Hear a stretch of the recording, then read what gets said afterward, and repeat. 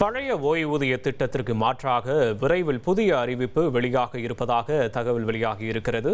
ஏற்கனவே நடைமுறையில் உள்ள புதிய ஓய்வூதிய திட்டத்தில் அனைத்து அரசு ஊழியர்களும் ஏற்கும் வகையில் திருத்தம் கொண்டுவர முடிவு செய்திருப்பதாகவும் தகவல் வெளியாகி இருக்கிறது. விரிவான விவரங்களை செய்தியாளர் சங்கரன் வழங்க கேட்போம். சங்கரன், வணக்கம்.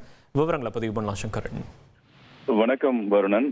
தமிழகத்துல 2003ஆம் ஆண்டு ஏப்ரல் 1ஆம் தேதிக்கு பிறகு சேர்ந்த அரசு ஊழியர்கள், ஆசிரியர்களுக்கு புதிய ஓய்வூதிய திட்டம் என்பது அமலில் இருந்து வருகிறது. இதற்கு மாற்றாக பழைய ஓய்வூதிய திட்டத்தையே அமல்படுத்த வேண்டும் என்பது அரசு ஊழியர்கள், ஆசிரியர்களின் கோரிக்கையாக இருக்கிறது. இதனை முன்வைத்து தொடர்ச்சியாக ஜாக்டோஜி அமைப்பு போராட்டங்களையும் நடத்தி வருகிறது. இதே கோரிக்கையை முன்வைத்து வரக்கூடிய ஜனவரி 6ஆம் தேதியிலிருந்து காலவரையற்ற வேலை நிறுத்த போராட்டம் என்று அறிவிப்பு வெளியிட்டிருக்கிறார்கள்.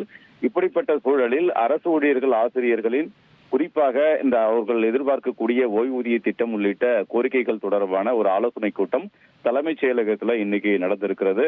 நிதித்துறை அமைச்சர், நிதித்துறை செயலாளர், தலைமைச் செயலாளர், பள்ளிக்கல்வி அமைச்சர் அன்பில் மகேஷ் பொய்யாமொழி உள்ளிட்டோர் இந்த ஆலோசனை கூட்டத்தில் பங்கேற்று அரசு ஊழியர்கள், ஆசிரியர்களின் அந்த ஓய்வூதிய திட்டம் தொடர்பாக விரிவாக விவாதிக்கப்பட்டதாக பரபரப்பு தகவல்கள் வெளியாகி இருக்கின்றன. அதாவது தற்போது அமலில் இருக்கக்கூடிய பங்களிப்பு ஓய்வூதிய திட்டத்தில் சில மாற்றங்கள் செய்யப்பட்டு இருக்கிறது என்ற தகவலும், அரசு ஊழியர்களும் ஆசிரியர்களும் ஏற்கக்கூடிய வகையில் புதிய வகையிலான ஓய்வூதிய திட்டம் அறிவிப்பதற்கு வாய்ப்புகள் இருக்கின்றன என்றும் தற்போது தகவல்கள் வெளியாகியுள்ளன.